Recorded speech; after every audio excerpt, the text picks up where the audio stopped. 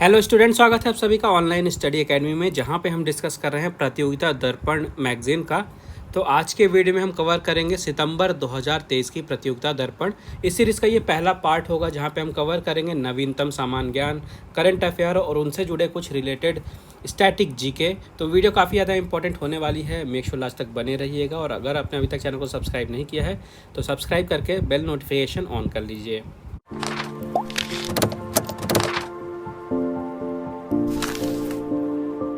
तो पहला क्वेश्चन है, जुलाई 2023 में सर्वोच्च न्यायालय में किन दो नए न्यायाधीशों की नियुक्ति की गई है? तो हाल ही में भारत की राष्ट्रपति श्रीमती द्रौपदी मुर्मू जी ने दो नए न्यायाधीशों की नियुक्ति की है सर्वोच्च न्यायालय में। यह न्यायाधीश है न्यायमूर्ति उज्ज्वल भुइयाँ और न्यायमूर्ति एस वेंकट नारायण भट्टी। दोनों के नाम आपको याद रखने हैं। इनके साथ ही जो सर्वोच्च न्यायालय है, यहाँ पे मुख्य न्यायाधीश के साथ 32 न्यायाधीश हो गए हैं। अब पॉइंट क्या याद रखना है कि सर्वोच्च न्यायालय में अधिकतम 34 न्यायाधीश हो सकते हैं, जिनमें मुख्य न्यायाधीश भी शामिल हैं। दूसरी चीज़, ये इनकी नियुक्ति कौन करता है? तो इनकी नियुक्ति करते हैं भारत के राष्ट्रपति। अब यहाँ पे कुछ और इम्पॉर्टेंट नाम है, याद रखना है आपको। जैसा कि सबसे पहले न्यायमूर्ति आलोक आराधे, ये तेलंगाना उच्च न्यायालय में मुख्य न्यायाधीश बन गए हैं। न्यायमूर्ति सुभाषिष तलपत्रा, इनको उड़ीसा उच्च न्यायालय में मुख्य न्यायाधीश बनाया गया है। न्यायमूर्ति सुनीता अग्रवाल, इनको गुजरात उच्च न्यायालय में मुख्य न्यायाधीश बनाया गया है। और न्यायमूर्ति आशीष जे देसाई, इनको केरल उच्च न्यायालय में मुख्य न्यायाधीश बनाया गया है। तो इन चारों मुख्य न्यायाधीशों का नाम आपको याद रखना है। और दो न्यायाधीश जो सर्वोच्च न्यायालय में नियुक्त हुए हैं, इनका भी नाम आपको याद रखना है। अगला क्वेश्चन है, किस देश के राष्ट्रपति ने वहाँ के सर्वोच्च नागरिक सम्मान grand cross of the legion of honour से हाल ही में प्रधानमंत्री नरेंद्र मोदी जी को सम्मानित किया है? तो प्रधानमंत्री नरेंद्र मोदी जी कुछ ही दिनों पहले फ्रांस की यात्रा पे गए थे। वहाँ पे फ्रांस के जो राष्ट्रपति हैं इमैनुअल मैक्रोन, उन्होंने फ्रांस का जो सर्वोच्च नागरिक सम्मान है grand cross of the legion of honour, इससे प्रधानमंत्री नरेंद्र मोदी जी को सम्मानित किया है। तो इसका राइट आंसर हो जाएगा फ्रांस। याद रखिएगा, फ्रांस का सर्वोच्च नागरिक सम्मान है, नाम भी याद रखिएगा grand cross of the legion of honour. अब यहाँ से फ्रांस का स्टैटिक आपको याद रखना पड़ेगा, फ्रांस चर्चा में रहा है। तो फ्रांस के राष्ट्रपति कौन है? फ्रांस के राष्ट्रपति हैं इमैनुअल मैक्रोन, जिन्होंने ये सम्मान नरेंद्र मोदी जी को दिया है। फ्रांस की मुद्रा है यूरो और इसके साथ ही CFP फ्रैंक। राजधानी है फ्रांस की पेरिस। अभी 2023 में कौन कौन से सम्मान दिए जा चुके हैं नरेंद्र मोदी जी को, इन्हें भी एक बार रिवाइज कर लेते हैं। तो सबसे पहले मिस्र का सम्मान दिया गया था ऑर्डर ऑफ नील। इसके बाद पापुआ न्यू गिनी का सम्मान दिया गया था champion of the order of लोगोहू। Fiji में सम्मान दिया गया था champion of the order of Fiji. Republic of Palau में सम्मान दिया गया था रिपब्लिक ऑफ पलाऊ का एबाकल अवार्ड। तो इन नामों को भी आपको याद रखना है। और फ्रांस का ये सर्वोच्च नागरिक पुरस्कार दिया गया है, सम्मान दिया गया है, ये भी याद रखिएगा। इम्पॉर्टेंट है, क्यों? क्योंकि इस सम्मान को पाने वाले नरेंद्र मोदी जी पहले भारतीय प्रधानमंत्री बन गए हैं। नेक्स्ट है, विंबलडन 2023 टेनिस प्रतियोगिता के महिला एकल वर्ग का खिताब किसने जीता है? तो देखिए, लॉन टेनिस की बात करें तो जो 4 ग्रैंड स्लैम होते हैं, इनमें है ऑस्ट्रेलियन ओपन, फ्रेंच ओपन या जिसे रोलैंड गैरोस के नाम से जाना जाता है, इसके साथ ही साथ US ओपन और विंबलडन। तो ये 4 मेजर ग्रैंड स्लैम हैं। हाल ही में 2023 की विंबलडन प्रतियोगिता समाप्त हुई है और यहाँ पे महिला एकल वर्ग में जीती हैं मार्केटा वेंड्रोसोवा। मार्केटा वेंड्रोसोवा किस देश की हैं? ये चेक गणराज्य की हैं। इन्होंने फाइनल में ट्यूनीशिया की ओन्स जाउबेर को हराया है। इस टूर्नामेंट का एकल खिताब जीतने वाली पहली गैर वरीय खिलाड़ी बन गई हैं, इसलिए इनका नाम और भी ज़्यादा इंपॉर्टेंट हो जाता है। पुरुष एकल की बात करते हैं तो पुरुष एकल वर्ग का खिताब स्पेन के कार्लोस अल्कराज ने जीता है। इन्होंने फाइनल में दुनिया के नंबर 1 टेनिस खिलाड़ी सर्बिया के नोवाक जोकोविच को हराया है।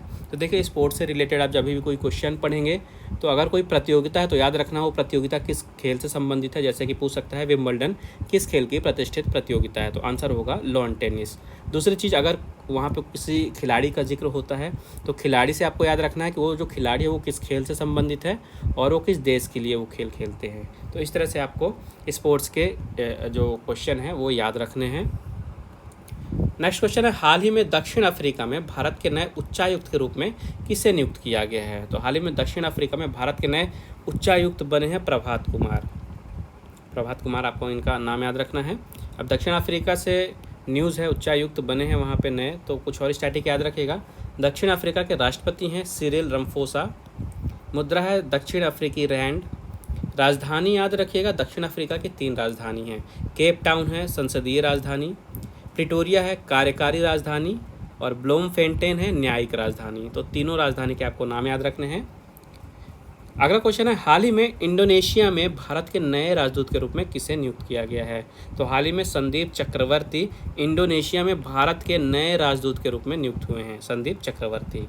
अब इंडोनेशिया से स्टैटिक याद रखना आपको, यहाँ के राष्ट्रपति हैं जोको विडोडो। मुद्रा है इंडोनेशियाई रुपया और राजधानी है जकार्ता। अगला क्वेश्चन है, टाटा स्टील के प्रबंध निदेशक सह सीईओ के रूप में किसे पुनर्नियुक्त किया गया है? तो टाटा स्टील के प्रबंध निदेशक सह सीईओ यानी सीईओ और मैनेजिंग डायरेक्टर के रूप में फिर से नियुक्त कर दिया गया है टीवी नारेंद्रन को। ये पहले भी वहाँ पे एमडी और सीईओ थे और फिर से इन्हें पुनर्नियुक्त किया गया है। अब टाटा स्टील जो है इसकी स्थापना की गई थी 1907 में। इसका मुख्यालय है प्रेजेंट में मुंबई में, और यहाँ पे अध्यक्ष कौन है? अध्यक्ष हैं नटराजन चंद्रशेखरन। इसके बाद है, कोल इंडिया लिमिटेड के नए चेयरमैन के रूप में किसे नियुक्त किया गया है? तो पीएम प्रसाद, याद रखिएगा पीएम प्रसाद ये कोल इंडिया लिमिटेड के नए चेयरमैन बन गए हैं। जो कोल इंडिया लिमिटेड है इसकी स्थापना 1975 में की गई थी। इसका मुख्यालय अभी कोलकाता में है और चेयरमैन और मैनेजिंग डायरेक्टर हैं पीएम प्रसाद। नेक्स्ट है, हाल ही में रेलवे प्रोटेक्शन फोर्स के नए महानिदेशक के रूप में किसे नियुक्त किया गया है? तो ये है मनोज यादव। मनोज यादव को अभी हाल ही में रेलवे प्रोटेक्शन फोर्स के नए महानिदेशक के रूप में नियुक्त किया गया है। इस पद पे पहले संजय चंदर थे और इनका कार्यकाल अभी जुलाई 2023 में पूरा हो गया है और इनकी जगह अब मनोज यादव नए महानिदेशक बन गए हैं रेलवे प्रोटेक्शन फोर्स के। फिर है, हाल ही में भारत के सॉलिसिटर जनरल के पद पर किसे 3 वर्ष के लिए फिर से पुनर्नियुक्त किया गया है? तो तुषार मेहता पहले भी भारत के सॉलिसिटर जनरल थे और हाल ही में इन्हें फिर से अगले 3 वर्ष के कार्यकाल के लिए पुनर्नियुक्त कर दिया गया है। तो तुषार मेहता फिर से पुनर्नियुक्त हुए हैं भारत के सॉलिसिटर जनरल के रूप में। नेक्स्ट है, जुलाई 2023 में राष्ट्रीय हरित न्यायाधिकरण के कार्यवाहक अध्यक्ष के रूप में किसे नियुक्त किया गया है? राष्ट्रीय हरित न्यायाधिकरण यानी नेशनल ग्रीन ट्रिब्यूनल। तो एनजीटी के कार्यवाहक अध्यक्ष के रूप में न्यायमूर्ति एसके सिंह जी को नियुक्त किया गया है। तो एनजीटी के कार्यवाहक अध्यक्ष बन गए हैं न्यायमूर्ति एसके सिंह। अब ये एनजीटी क्या है? तो भारत में पर्यावरण के क्षेत्र में जो भी रिलेटेड इश्यूज़ होते हैं, जो केसेस होते हैं, उनकी सुनवाई करता है एनजीटी, राष्ट्रीय हरित न्यायाधिकरण। तो यहीं पे कार्यवाहक अध्यक्ष बने हैं न्यायमूर्ति एसके सिंह। फिर है, भारतीय तटरक्षक बल यानी कि इंडियन कोस्ट गार्ड आईसीजी। तो भारतीय तटरक्षक बल के महानिदेशक के रूप में हाल ही में किसे नियुक्त किया गया है? तो हाल ही में राकेश पॉल, ये हैं राकेश पॉल। हाल ही में आईसीजी यानी भारतीय तटरक्षक बल के महानिदेशक के रूप में इन्हें नियुक्त किया गया है। जो आईसीजी है इसकी स्थापना 1978 में की गई थी। इसका मुख्यालय है नई दिल्ली में और महानिदेशक बन गए हैं राकेश पाल। नेक्स्ट है, 2022-23 के लिए ऑल इंडिया फुटबॉल फेडरेशन ने किस खिलाड़ी को वर्ष के सर्वश्रेष्ठ भारतीय फुटबॉलर का पुरस्कार दिया है? तो मिजोरम के फुटबॉलर हैं लालियान जुआला छांगटे। कौन है? लालियान जुआला छांगटे मिजोरम के ये फुटबॉलर हैं। इन्हें ऑल इंडिया फुटबॉल फेडरेशन ने वर्ष 2022-23 के लिए पुरुषों में सर्वश्रेष्ठ भारतीय फुटबॉलर का पुरस्कार दिया है। वहीं महिलाओं की बात करते हैं तो मनीषा कल्याण है पंजाब की। मनीषा कल्याण पंजाब के लिए फुटबॉल खेलती हैं। तो इन्हें महिलाओं में फुटबॉलर ऑफ द ईयर का पुरस्कार दिया गया, यानी सर्वश्रेष्ठ भारतीय फुटबॉलर बनी है ये मनीषा कल्याण। इसके अलावा वर्ष के सर्वश्रेष्ठ उदीयमान खिलाड़ी की बात करते हैं तो पुरुषों में आकाश मिश्रा और महिला में सिलजी शाजी जीती हैं। वर्ष के सर्वश्रेष्ठ कोच की बात करते हैं तो पुरुष में क्लिफोर्ड मिरांडा और महिला में प्रिया पपराथी। तो इनका नाम आपको याद रखना है। फिर 2023 के ऊर्जा एवं पर्यावरण क्षेत्र के प्रतिष्ठित इटली के एनी पुरस्कार से किसे सम्मानित किया गया है? तो सबसे पहले देखिए, ये है एनी पुरस्कार। किस क्षेत्र में दिया जाता है? ऊर्जा एवं पर्यावरण के क्षेत्र में। किस देश का प्रतिष्ठित पुरस्कार है? इटली का प्रतिष्ठित पुरस्कार है। तो कुछ डेटा तो आपका यहीं से तैयार हो गया, यहाँ से भी क्वेश्चन बन सकते हैं। अब 2023 का ये जो पुरस्कार है ये दिया किसे गया है? तो आईआईटी मद्रास, याद रखिएगा आईआईटी मद्रास के प्रोफेसर हैं प्रोफेसर प्रदीप। इन्हें दिया गया है 2023 का इटली का प्रतिष्ठित एनी पुरस्कार, प्रोफेसर प्रदीप। नेक्स्ट है, किस आयोग के अध्यक्ष विजय सांपला ने अभी हाल ही में अपने पद से त्यागपत्र दे दिया है? देखिए, राष्ट्रीय अनुसूचित जाति आयोग है, इसके अध्यक्ष थे विजय सांपला। इन्होंने अभी हाल ही में अपने पद से इस्तीफा यानी त्यागपत्र दे दिया है। फिर है, वरिष्ठ कांग्रेसी नेता ओमान चांडी का अभी हाल ही में निधन हो गया है, वह किस राज्य के पूर्व मुख्यमंत्री रह चुके हैं? तो ये हैं ओमान चांडी, हाल ही में इनका निधन हो गया है और इनका नाम इसी कारण से चर्चा में रहा है। क्वेश्चन में पूछा गया कि ये किस राज्य के मुख्यमंत्री रह चुके हैं? तो ये केरल के पूर्व मुख्यमंत्री रह चुके हैं। केरल के ये पूर्व मुख्यमंत्री थे। ये केरल के 10वें नंबर के मुख्यमंत्री थे, याद रखिएगा, 2004 से लेके 2006 के बीच में, और इसके अलावा 2011 से लेके 2016 के बीच में इनका कार्यकाल था मुख्यमंत्री के रूप में। और केरल की बात हुई है तो यहाँ की राजधानी है तिरुवनंतपुरम। अभी प्रेजेंट में मुख्यमंत्री कौन है? प्रेजेंट में मुख्यमंत्री हैं पिनराई विजयन। और राज्यपाल यानी गवर्नर कौन है? तो ये हैं आरिफ मोहम्मद खान।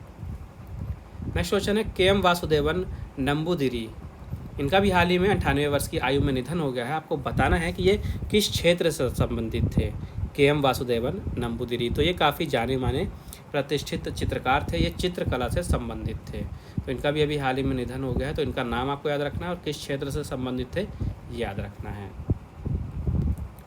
फिर है, CMF exercise operation southern readiness 2023 हाल ही में कहाँ संपन्न हुई है? तो देखिए, ये एक मैरीन एक्सरसाइज थी, समुद्री अभ्यास था, CMF exercise operation southern readiness 2023 नाम का।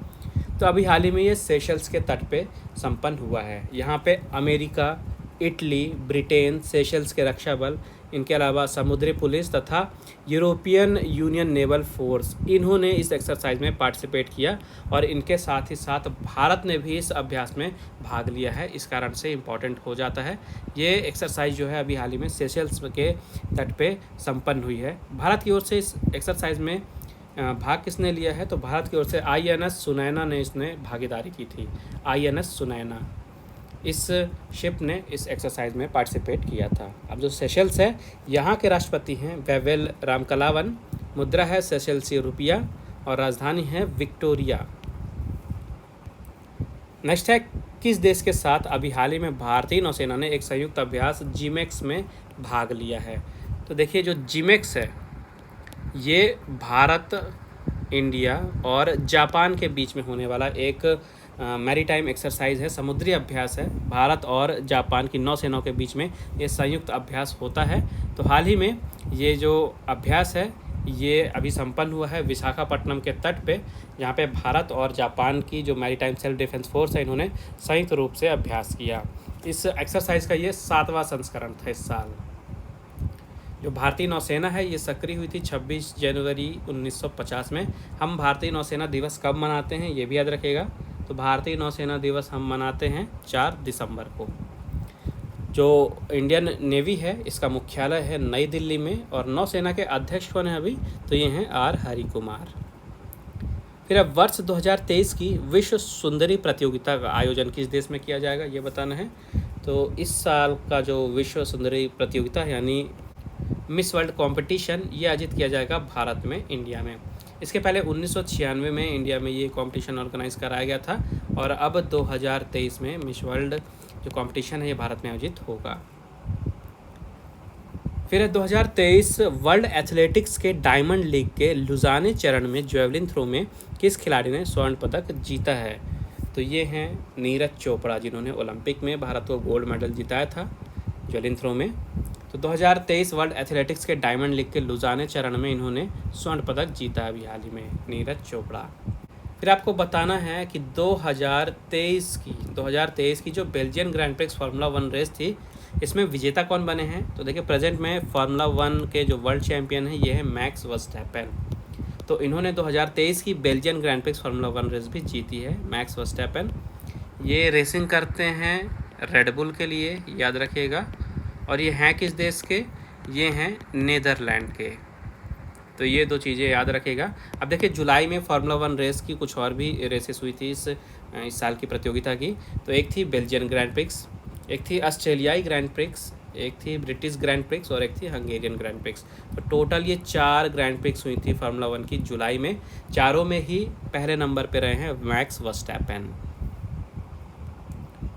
फिर है भारतीय बास्केटबॉल महासंघ के नए अध्यक्ष के रूप में किसकी नियुक्ति की गई है? तो ये हैं आधव अर्जुन। आधव अर्जुन ये भारतीय बास्केटबॉल महासंघ के नए अध्यक्ष बन गए हैं। इसके अलावा मध्य प्रदेश बास्केटबॉल एसोसिएशन के अध्यक्ष हैं कुलविंदर सिंह गिल, तो इनको महासचिव चुना गया है। कुलविंदर सिंह गिल महासचिव बने हैं और आधव अर्जुन महासंघ के अध्यक्ष बने हैं। जो भारतीय बास्केटबॉल महासंघ है इसकी स्थापना की गई थी 1950 में, 1950। इसका मुख्यालय है नई दिल्ली में और अध्यक्ष बन गए हैं आधव अर्जुन।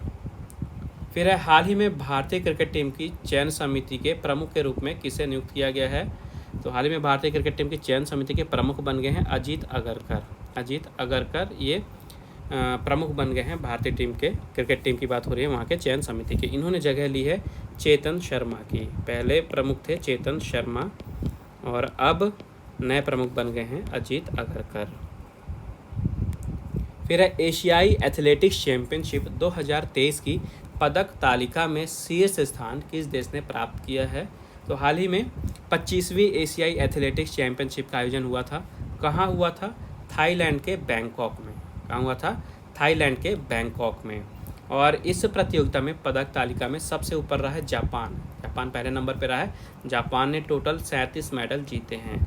अब भारत कहाँ पे था? तो भारत था तीसरे नंबर पे। भारत था तीसरे नंबर पे पदक तालिका में। भारत ने टोटल 27 पदक जीते हैं। 27 में 6 गोल्ड मेडल थे, 12 सिल्वर थे और 9 ब्रॉन्ज थे। तो टोटल भारत ने 27 मेडल जीत के थर्ड प्लेस जो है उसको ऑक्यूपाई किया है, तीसरे नंबर पे रहा है। और पहले पे रहा है जापान 37 मेडल के साथ। फिर 2023 की दिलीप ट्रॉफी क्रिकेट प्रतियोगिता किस टीम ने जीती है? याद रखिए क्वेश्चन पूछा भी जा चुका कई बार। दिलीप ट्रॉफी ये किस खेल से संबंधित एक प्रतियोगिता है? तो ये क्रिकेट की एक प्रतियोगिता है। तो इस साल का टूर्नामेंट जीता है दक्षिणी क्षेत्र ने। जो फाइनल मैच था यह बेंगलुरु में खेला गया था और फाइनल मैच में दक्षिणी क्षेत्र ने पश्चिमी क्षेत्र को 75 रनों से हरा के इस साल की दिलीप ट्रॉफी प्रतियोगिता जीत ली है। फिर किस देश ने रिकॉर्ड 9वीं बार सैफ कप फुटबॉल टूर्नामेंट जीता है? तो देखिए सैफ कप यानी कि साउथ एशिया फुटबॉल फेडरेशन, ये फुटबॉल की एक प्रतियोगिता है और भारत की टीम ने इस साल इस प्रतियोगिता को जीता है और रिकॉर्ड 9वीं बार इस प्रतियोगिता को भारत ने जीता है। रिकॉर्ड क्यों? क्योंकि सबसे ज़्यादा भारत ने ही सैफ कप जो फुटबॉल टूर्नामेंट है उसको जीता है। जो फाइनल मैच था ये बेंगलुरु में खेला गया था और भारत ने फाइनल में कुवैत को पेनाल्टी शूट आउट में हराकर 9वीं बार सैफ कप का फुटबॉल टूर्नामेंट जीता है। भारतीय टीम के कप्तान थे सुनील छेत्री। इन्होंने टूर्नामेंट में सबसे ज़्यादा 5 गोल किए। सबसे ज़्यादा इन्होंने टूर्नामेंट में 5 गोल किए और इसके लिए इन्हें गोल्डन बूट पुरस्कार दिया गया है। तो क्वेश्चन ये भी पूछ सकता है कि इस साल के सैफ कप फुटबॉल टूर्नामेंट में गोल्डन बूट का पुरस्कार किसे दिया गया है? तो भारत के कप्तान सुनील छेत्री को दिया गया है। फिर है अर्जेंटीना के स्टार फुटबॉलर लियोनेल मेसी ने किस क्लब के साथ अनुबंध किया है? तो अर्जेंटीना के फुटबॉलर हैं या कहें फुटबॉल टीम के कैप्टन हैं लियोनेल मेसी। इन्होंने अभी हाल ही में इंटर मियामी क्लब के साथ अनुबंध किया है और ये क्लब लेवल पे अब इंटर मियामी क्लब के लिए खेलेंगे और इंटरनेशनल लेवल पे तो ये अर्जेंटीना के लिए खेलते हैं। और इम्पॉर्टेंट है क्यों? क्योंकि जो विश्व कप हुआ था ये अर्जेंटीना ने जीता था इस साल। ठीक है, 2022 का जो विश्व कप हुआ था फुटबॉल का ये अर्जेंटीना ने जीता था। एक बार और रिवाइज कर लीजिए, हुआ कहाँ पे था? कतर में था। ये भी इम्पोर्टेंट है क्यों? क्योंकि कतर जो है पहला अरब देश बना था फुटबॉल विश्व कप की मेजबानी करने वाला। फिर शतरंज में भारत के 83वें ग्रैंड मास्टर कौन बने हैं? तो आदित्य एस सामंत। आदित्य एस सामंत ये शतरंज में भारत के 83वें नंबर के ग्रैंड मास्टर बन गए हैं। इसके बाद 2023 के कनाडा ओपन बैडमिंटन टूर्नामेंट में पुरुष एकल वर्ग में विजेता कौन बने हैं? तो 2023 का कनाडा ओपन याद रखिए कौन किस खेल से संबंधित है? ये बैडमिंटन से संबंधित है, बैडमिंटन टूर्नामेंट है। तो यहाँ पे पुरुष एकल वर्ग में विजेता बने हैं भारत के लक्ष्य सेन। तो भारत से जो पुरुष एकल वर्ग में चैंपियन बने हैं, इसलिए क्वेश्चन काफ़ी ज़्यादा इंपॉर्टेंट है, याद रखिएगा। महिलाओं की बात करते हैं तो महिला एकल वर्ग में जापान की अकाने यामागुची जीती हैं। फाइनल में अकाने यामागुची ने थाईलैंड की रतवानोक इंटानोन को हराया है। तो पुरुषों में लक्ष्य सेन और महिलाओं में अकाने यामागुची जीती हैं। फिर है कोरिया ओपन बैडमिंटन टूर्नामेंट 2023 में पुरुष युगल वर्ग का खिताब किसने जीता है। तो देखिए, जब भी इस टाइप के क्वेश्चन आते हैं टेनिस के, बैडमिंटन के, तो वहाँ पे इम्पोर्टेंट होता है एकल वर्ग के क्वेश्चन, चाहे पुरुष हो चाहे महिला। अब यहाँ पे युगल वर्ग का क्वेश्चन इसलिए पूछा गया है क्योंकि ये खिताब भारत की जोड़ी ने जीता है। सात्विक साईराज रंकी रेड्डी और चिराग शेट्टी की जोड़ी ने पुरुष युगल वर्ग में इस खिताब को जीता है। कोरिया ओपन बैडमिंटन का टूर्नामेंट 2023 का एडिशन था। यहाँ पे पुरुष युगल वर्ग में सात्विक साईराज रंकी रेड्डी और चिराग शेट्टी की जोड़ी जीती है। अब बात करते हैं कि एकल वर्ग में कौन जीता है। तो पुरुष एकल वर्ग के फाइनल में डेनमार्क के एंडर्स एंटोनसन ने सिंगापुर के लो किन येव को हराया है और पुरुष एकल वर्ग इसका जीत लिया है एंडर्स एंटोनसन ने। वहीं महिला एकल वर्ग में दक्षिण कोरिया की खिलाड़ी हैं आंसे यंग, इन्होंने इस प्रतियोगिता को जीता है। तो फाइनल में आंसे यंग ने चीन ताइपेई की ताई जू इंग को हराया है। फिर है सीनियर राष्ट्रीय जलीय खेल चैंपियनशिप 2023 में ओवरऑल चैंपियन कौन सा राज्य रहा है। तो देखिए, जो सीनियर राष्ट्रीय जलीय खेल चैंपियनशिप थी 2023 की, ये प्रतियोगिता भी हाल ही में हैदराबाद में संपन्न हुई है। यहाँ पे पुरुष एवं महिला दोनों ही वर्गों में कर्नाटक की टीम चैंपियन रही है। इस कारण से ओवरऑल चैंपियन जो है कर्नाटक चुना गया है। नेक्स्ट है पुरुष व महिलाओं के संयुक्त टीम टेनिस के हॉफमैन कप 2023 में विजेता कौन सी टीम बनी है। तो याद रखिएगा, हॉफमैन कप जो है ये टेनिस की एक प्रतियोगिता है। इस प्रतियोगिता की खासियत ये है कि इसमें पुरुष व महिलाओं की संयुक्त टीम खेलती है। तो हाल ही में 2023 की ये प्रतियोगिता संपन्न हुई है, जहां पे क्रोएशिया की टीम विजेता बनी है। याद रखिएगा, हॉफमैन कप 2023 में क्रोएशिया की टीम ने जीत हासिल की है। इसके बाद कुछ देखते हैं महत्वपूर्ण पुस्तक एवं उनके लेखक। सबसे पहले है India rising memoir of scientist. India rising memoir of scientist ये पुस्तक है और इसके लेखक हैं आर चिदम्बरम और सुरेश गंगोत्रा। ठीक है, आर चिदम्बरम और सुरेश गंगोत्रा। फिर नेक्स्ट बुक है the hero of Kumaon the life of Jim Corbett. पुस्तक का नाम है the hero of Kumaon the life of Jim Corbett. इसके लेखक हैं डफ हार्ट डेविस। ठीक है, डफ हार्ट डेविस। फिर है how the best leaders lead. ये पुस्तक का नाम है how the best leaders lead और इसके लेखक हैं ब्रायन ट्रेसी। काफ़ी जाने माने लेखक हैं, काफ़ी अच्छी अच्छी पुस्तकें इन्होंने लिखी है। उस सीरीज़ में एक नई पुस्तक आई है how the best leaders lead, Brian Tracy की। फिर है स्मोक एंड एसेस पुस्तक, स्मोक एंड एसेस। इसके लेखक हैं अमिताभ घोष। अमिताभ घोष ने लिखी है स्मोक एंड एसेस। नेक्स्ट पुस्तक है the golden years the many joys of living a good long life. ये पुस्तक एक बार मैंने आपको पहले भी बताई थी, एक बार फिर से चर्चा में रही है। तो याद रखिएगा, the golden years the many joys of living a good long life ये पुस्तक है और ये लिखी है रस्किन बॉन्ड ने। लेखक हैं रस्किन बॉन्ड। इसके बाद देखते हैं जुलाई महीने में जितने भी इम्पोर्टेंट डे पड़े हैं सबको रिवाइज़ कर लेते हैं। देखिए, आप तो चाहे इनका स्क्रीनशॉट लेके रख लीजिएगा या आप इसकी पीडीएफ डाउनलोड कर सकते हैं फर्स्ट पार्ट की। अभी फर्स्ट पार्ट की वीडियो है तो फर्स्ट पार्ट की पीडीएफ आपको अपलोड कर दी जाएगी, मिल जाएगी टेलीग्राम चैनल पे। ठीक है, टेलीग्राम चैनल आप ज्वाइन कहाँ से करेंगे, तो इस वीडियो की डिस्क्रिप्शन में एक आपको लिंक मिल जाएगी, वहाँ से आप टेलीग्राम चैनल पे ज्वाइन कर सकते हैं। वहाँ से आप इसकी पीडीएफ डाउनलोड कर सकते हैं या फिर आप डायरेक्टली एक बार स्क्रीनशॉट ले लीजिएगा, पीडीएफ डाउनलोड कर लीजिएगा, तो आपको बार बार रिवाइज़ करने में आसानी रहेगा। और टेलीग्राम चैनल पे ज्वाइन करने से आपको फ़ायदा ये होगा कि वहाँ पे दूसरे भी इंपॉर्टेंट न्यूज़पेपर मैगजीन है उसकी पीडीएफ मिल जाएगी। डेली करंट अफेयर आता है, वोकैब, जीके, जॉब अलर्ट सब कुछ वहाँ पे अवेलेबल है, तो वहाँ पे ज़रूर ज्वाइन करिएगा। तो ये देखते हैं इंपॉर्टेंट डेज। सबसे पहले 1 जुलाई की बात करते हैं। तो 1 जुलाई को मनाया जाता है भारतीय स्टेट बैंक का स्थापना दिवस, स्टेट बैंक ऑफ इंडिया का स्थापना दिवस। इसे SBI डे के नाम से भी जाना जाता है। अगर आप बैंकिंग की तैयारी कर रहे हैं तो काफ़ी ज़्यादा इम्पॉर्टेंट है ये। इसके अलावा राष्ट्रीय चिकित्सक दिवस भी मनाया गया 1 जुलाई को। चार्टर्ड अकाउंटेंट दिवस भी मनाया गया 1 जुलाई को। कनाडा का राष्ट्रीय दिवस भी मनाया गया 1 जुलाई को। और जुलाई का जो पहला शनिवार होता है तब मनाया जाता है अंतर्राष्ट्रीय सहकारिता दिवस। अब देखिए, पहला शनिवार पड़ा था 1 जुलाई को, तो अंतर्राष्ट्रीय सहकारिता दिवस मनाया गया 1 जुलाई को। फिर है 4 जुलाई। 4 जुलाई को मनाया गया संयुक्त राज्य अमेरिका का स्वतंत्रता दिवस। 6 जुलाई को मनाया गया विश्व जूनोसिस दिवस। 11 जुलाई को मनाया गया विश्व जनसंख्या दिवस। 14 जुलाई को मनाया गया फ्रांस का राष्ट्रीय दिवस। 15 जुलाई को मनाया गया विश्व युवा कौशल दिवस।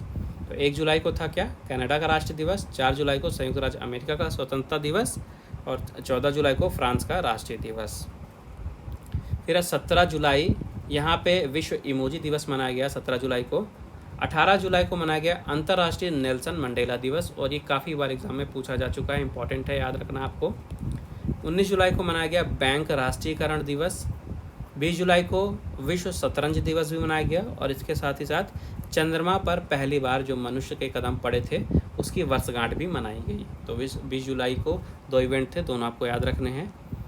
इसके बाद है 22 जुलाई। 22 जुलाई को मनाया जाता है राष्ट्रीय आम दिवस, यानी नेशनल मैंगो डे। फिर है 26 जुलाई, ये भी काफ़ी ज़्यादा इंपॉर्टेंट है, कारगिल विजय दिवस मनाया जाता है 26 जुलाई को। फिर है 28 जुलाई, 28 जुलाई को मनाया जाता है विश्व हेपेटाइटिस दिवस। 29 जुलाई को मनाया गया अंतर्राष्ट्रीय बाघ दिवस। अंतर्राष्ट्रीय बाघ दिवस कब मनाया जाता है? 29 जुलाई को। और 30 जुलाई को मनाया गया विश्व मानव तस्करी निषेध दिवस। तो जितने भी डे हैं आप बार बार रिवाइज करेंगे तभी आपको याद रहेंगे। तो आप या तो PDF डाउनलोड कर लीजिएगा या स्क्रीनशॉट रख लीजिए। तो आज के अंक में बस इतना ही। आई होप आपको वीडियो पसंद आई होगी। वीडियो यूज़फुल लगे तो प्लीज़ वीडियो को लाइक ज़रूर करिएगा, ज़्यादा से ज़्यादा शेयर कीजिए अपने दोस्तों के साथ। और अगर आपने चैनल को सब्सक्राइब नहीं किया है तो सब्सक्राइब करके बेल आइकन दबा दीजिए। इस सीरीज़ के अगले भी पार्ट आने वाले हैं जिनमें और भी ज़्यादा डेटा कवर किए जाएंगे जो बचे हुए हैं। तो मेक श्योर ज़रूर बेल नोटिफिकेशन ऑन रखिएगा ताकि जैसे ही वीडियो आए तो आपको नोटिफिकेशन मिल जाए। टेलीग्राम चैनल पे भी ज़रूर ज्वाइन करिएगा, काफ़ी सारे वहाँ पे आपको स्टडी से रिलेटेड मटेरियल मिल जाएंगे। बाकी मिलते हैं सीरीज़ के अगले पार्ट में, तब तक के लिए take care and thank you guys.